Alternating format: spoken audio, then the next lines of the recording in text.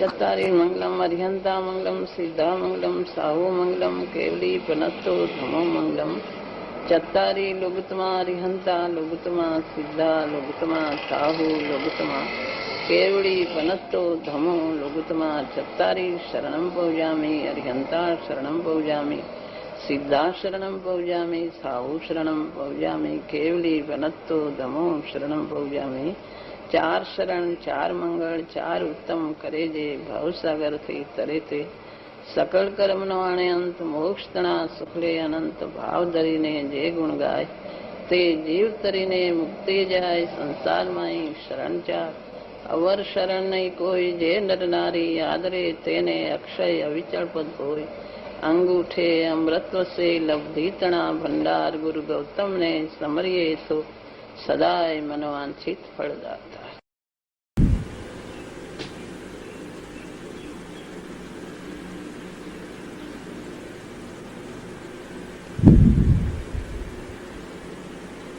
અજ્ઞાનીને તો ઉપયોગથી જે જણાય એટલું જ જણાતું હોય સામાન્ય રીતે, બીજી જાતની પરિણતિ તો હોતી નથી, એટલે એ ખ્યાલમાં નથી આવતું કે ભગવાનને જાણે એ સમયે એને આત્મા પણ જણાય.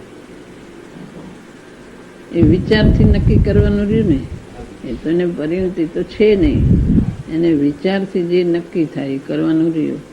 કારણ કે એના વેદનમાં તો ઉપયોગ એક જ તો બુદ્ધિની પરિણતિ છે, એને વિચારીને નક્કી કરવાનું રહ્યું કે ઉપયોગ બહાર હોય ત્યારે એને પોતાની પરિણતિ કેવી રીતે રહે એ એને વિચારથી નક્કી કરવાનું રહ્યું. એને જેને પરિણતિ નથી એને તો વિચારથી નક્કી કરવાનું રહ્યું, એટલે એને વિચાર કરે સ્વભાવ ઓળખીને તો બેસે.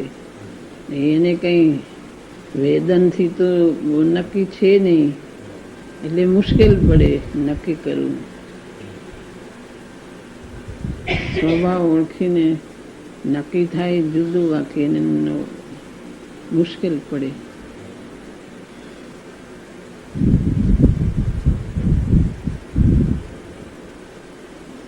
ગોળ ગળો કહેવાય, સાકર ગળી કહેવાય, બધું ગળી. અને વિચારથી નક્કી કરવું અને પછી એને વેદનથી નક્કી કરવું, એમાં બે ફેર છે.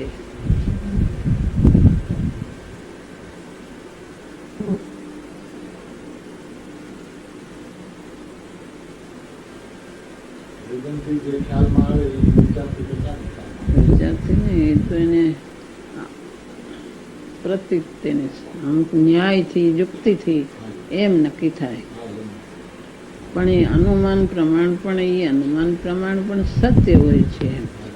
સાચું યથાર્થ જિજ્ઞાસાપૂર્વક કરેલું અનુમાન પ્રમાણ પણ સાચું હોય છે, પણ એને જેવું વેદનમાં હોય એવું તો આવવું મુશ્કેલ છે. પછી નક્કી કરે આ છૂટો ના છૂટે, એમાં શું કરે એમાં શું કરે, પણ એને વિચારમાં આવવું મુશ્કેલ પડે. સવિકલ્પ નિર્વિકલ્પ શાંતિ ને આનંદ, એમાં શું ફેર પણ એ વિચારમાં આવું તો વિચારથી નક્કી કરવાનું રહ્યું.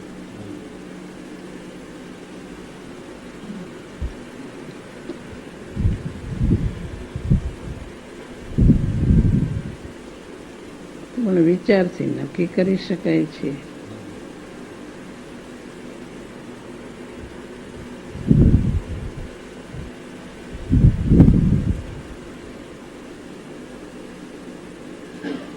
જ્ઞાન સ્વભાવ અસાધારણ છે. એ જ્ઞાન સ્વભાવ લક્ષણથી લક્ષ ઓળખાય છે.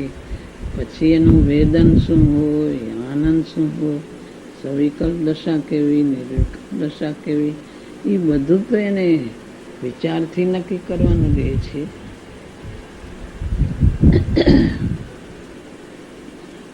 આચાર્યો કે છે, ગુરુદેવે ઘણું કીધું છે, એ પોતે અમુક વિશ્વાસ રાખીને સ્વભાવ ઓળખીને નક્કી કરે તો થાય. જેણે વેદન કર્યું હોય એવા ગુરુદેવે બધું કીધું છે, આચાર્યોએ કીધું છે, એના વચન ઉપર વિશ્વાસ રાખીને નક્કી કરે.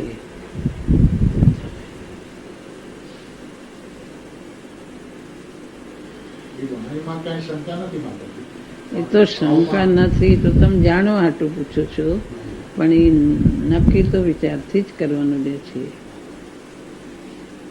એ તો નક્કી તો સમજવા માટે પૂછ્યું છે.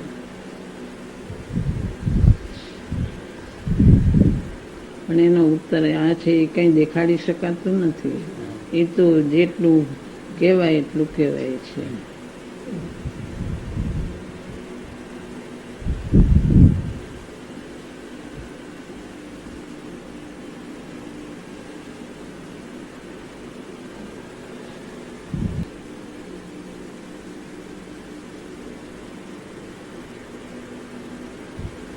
જ્ઞાનીની પરિણતિ જાણવાની ઈચ્છા બહુ છે, એટલા માટે ઈચ્છા થાય, જિજ્ઞાસા થઈ, વાત સાચી છે.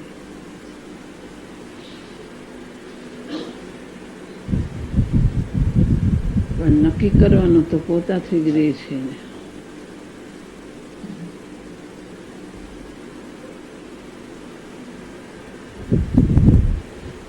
જિજ્ઞાસા તો રે કે શું સવિકલ્પ દશા હોય, શું નિર્વિકલ્પ દશા હોય, એની જાણવાની જિજ્ઞાસા રે, વાત સાચી છે.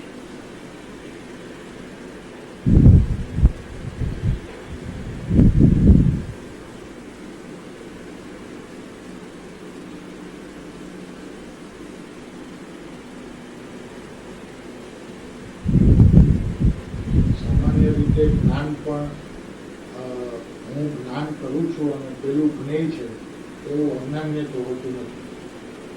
પણ જ્ઞેય જણાય ત્યારે આ જ્ઞેય છે અને હું જ્ઞાન કરું છું એવું અજ્ઞાનીને તો ખ્યાલ આવતો નથી. એને ભેદ જ્ઞાન ક્યાં છે તે ખ્યાલ આવે. એ તો એક જ તો બુદ્ધિ છે. જણાય છે હું જ્ઞાન છું ના જ્ઞેય છે એવું ભેદ જ્ઞાન એને નથી. એ તો એક જ તો બુદ્ધિ છે. જ્ઞાન જ્ઞેયનો ભેદ જ ક્યાં છે ને? જ્ઞાત અને જ્ઞેય બે જુદા, એને ભેદ નથી કે ભેદ જ્ઞાન ધારા નથી, એને કઈ નથી. જે જણાય એની સાથે એક જ તો બુદ્ધિ છે. તે જ ક્ષણે જ્ઞાયક કઈ એને જુદો રહેતો નથી. જે જણાય તે વસ્તુ એક થઈ જાય છે અને ઓલું તો એને સહજપણે જુદો રહે છે. જ્ઞાયક સહજ રહે ને, આ જ્ઞેય ને હું જ્ઞાતા છું એ સહજ રહે છે. આને સહજ એક જ તો બુદ્ધિ થાય છે, એને જુદું રહેતું નથી. પછી વિચાર કરે કે આ જ્ઞેય છે ને હું જ્ઞાતા છું, એમ વિચાર કરી શકે છે. એમાં એક જ તો નહીં થતા આ જ્ઞેય છે, હું તો જ્ઞાતા છું, આ મારો સ્વભાવ નથી, એમ વિચારો કરી શકે, જુદો રહેવાનો પ્રયત્ન કરી શકે, એમ બધું કરી શકે. પણ સહજ પરિણતિ નથી.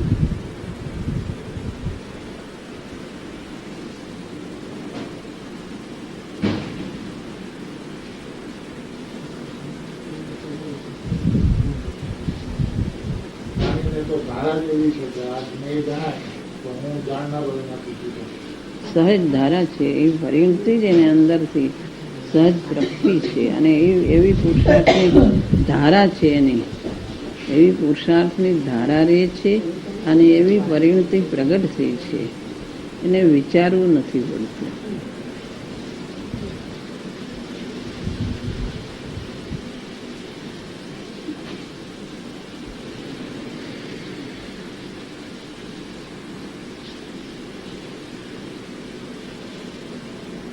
કોઈ વિકલ્પની ઉત્પત્તિ થાય તો વિકલ્પનો હું જ્ઞાતા છું, ભલે પોતાની નબળાઈ હોય એ જાણે.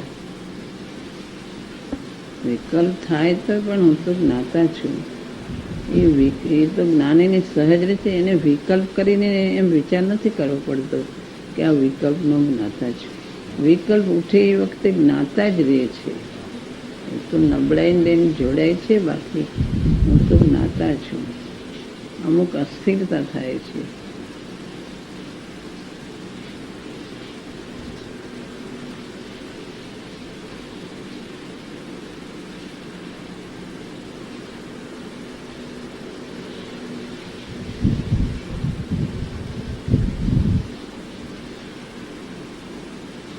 માતાજી ભલે પૂરો ખ્યાલ નથી આવતો પણ થોડો ખ્યાલ તો આવે અને બહુ આનંદ આવે, ખ્યાલ આવે.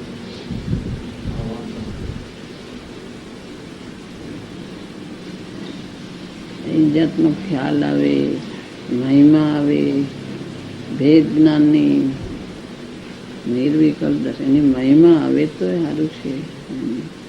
ગુરુદેવે ઘણું કીધું છે કે આત્મા પૂરો છે, એ કોઈ જુદો છે, મહિમા આવે સમજાય તો સારું છે.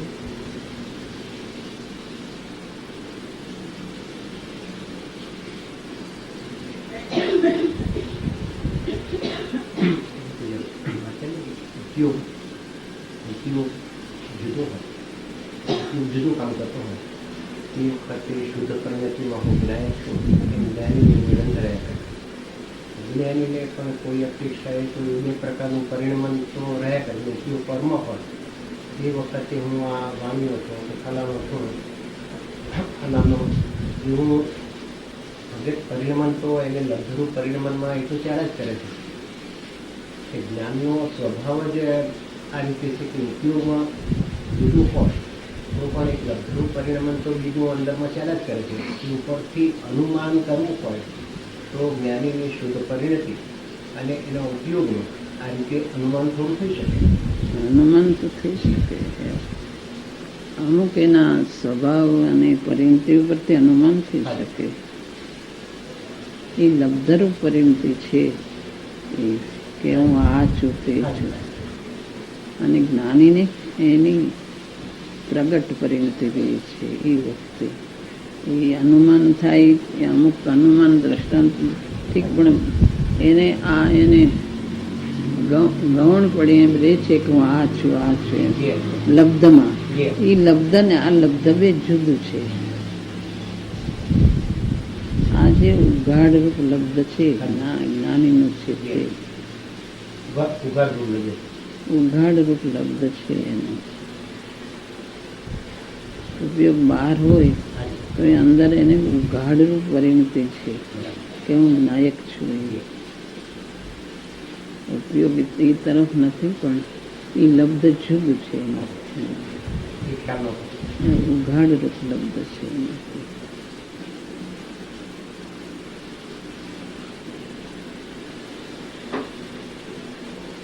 એમાં અંતરોપાણો હોય તો કઈ રીતે કરી શકીએ? એક સામાન્ય લઘુરૂપ અને એક ઉઘાડરૂપ. એની દશાનો પલટો થઈ અને અંદર દશા જે અનાદિની છે તત્વની, એનો દશાનો પલટો થઈ અને એ પરિણતિ વર્તે છે અને ઉપયોગ બહાર છે. એની દશાનો પલટો થઈ ગયો. ઓલું સામાન્ય રીતે કે હું આ માણસ છું કે આ વાણીઓ છું એ સામાન્ય રીતે રહે છે. એને વેદન કઈ નથી. આ એને દશાનો પલટો થઈ ગયો છે અંતરમાં. એ દશાનો પલટો થઈને અમુક જાતની પરિણતિ રહે છે.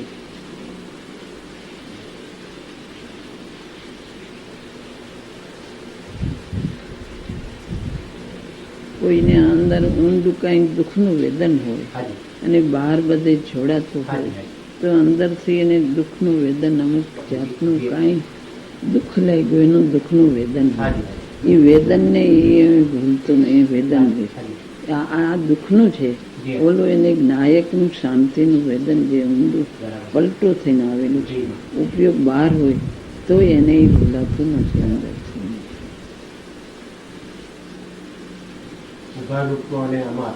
એનો ફેર છે. એનું સાથે વેદન પણ નિરંતર વેદન રહે છે.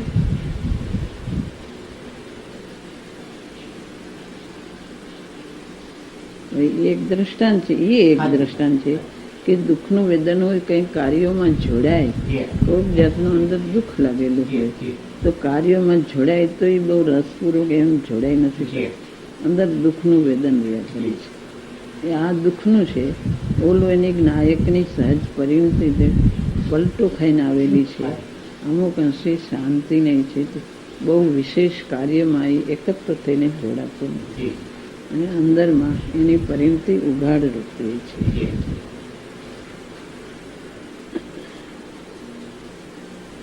ભાવ થાય માર્ગ બતાવ્યો છે. બધાએ ઘણું સાંભળ્યું છે. ગુરુદેવ આગળ અનંતા જન્મ મરણ કર્યા છે.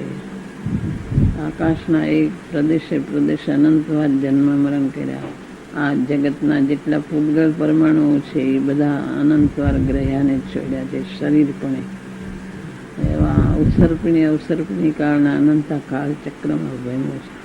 એવા ભાવો અનેક જાતના કર્યા છે. આવા અનંતા ભવો જીવે કર્યા છે. એમાં આ મનુષ્ય ભવ મેળવ્યો, એમાં આવા ગુરુદેવ મેળ્યા, એ મહાભાગની વાત છે. અને આ ભવનો અભાવ થાય માર્ગ બતાવ્યો, અને એ ગુરુદેવના વાણીનો શ્રવણ કરવાનો યોગ બન્યો, એ મહાભાગ છે. કે જ્યાં હવે આ મનુષ્ય જન્મ પામીને જન્મ મરણનો અભાવ કેમ થાય એ કરવા જેવું છે. કે ભવનો અભાવ થાય ને ભવ મળી જ નહીં, એ ગુરુદેવે માર્ગ બતાવ્યો. બધા ક્યાંક ક્રિયામાં ધર્મને અમુક કંઈ સુભાવ થોડો કરી લે, ધર્મ માની લેતા હતા. અને ગુરુદેવે અંતરમાં શુદ્ધાત્મામાં ધર્મ છે બતાવ્યો, બધાથી જુદો. શુભાશુભ ભાવ પણ પોતાનો સ્વભાવ ને એનાથી ન્યારો છે. આ શરીરથી ન્યારો, પણ શુભાશુભ ભાવ એ પણ પોતાનો સ્વભાવ નથી, એનાથી પણ ન્યારો. એ માર્ગ ગુરુદેવ બતાવ્યો, એ માર્ગ ગ્રહણ કરી દેવો જેવો છે. નાયક આત્માને ઓળખવા જેવું છે, ખરું છે. આયુષ્ય તો પૂરા થાય છે, જે જન્મે છે એના આયુષ્ય તો પૂરા જ થાય છે. સાગરોપમના દેવોના આયુષ્ય હોય છે તો પણ પૂરા થાય છે, તો મનુષ્ય જન્મ તો શું હિસાબમાં છે? દેવોના આયુષ્ય સાગરોપમના હોય છે તો એ આયુષ્ય પૂરા થાય છે.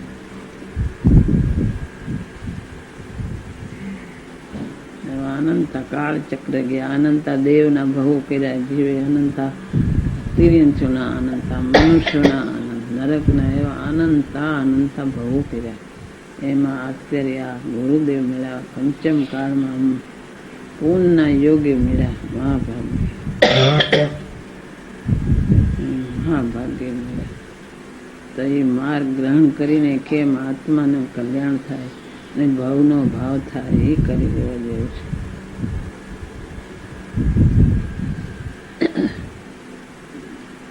સંસાર તો એવો છે,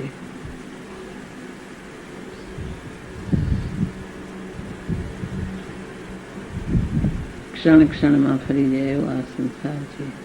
આ મનુષ્ય દેહ એવો છે.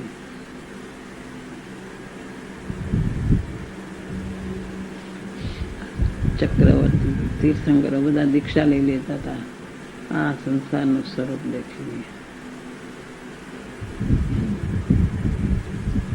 આ ઝાકળના બિંદુ ઘડીકમાં વિલીન થાય, એમાં જ્યાં આયુષ્ય એવું છે, ઘડીમાં વિલીન થાય.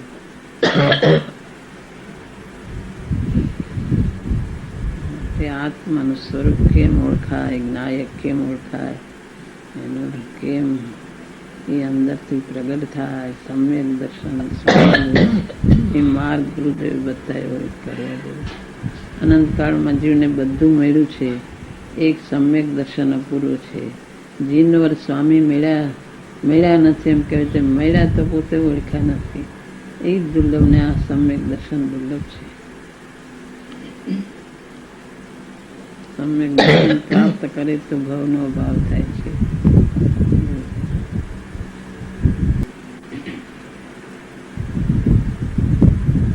બહારનું જીવે બધું કર્યું છે, અંતરમાં આત્માને ઓળખ્યું નથી.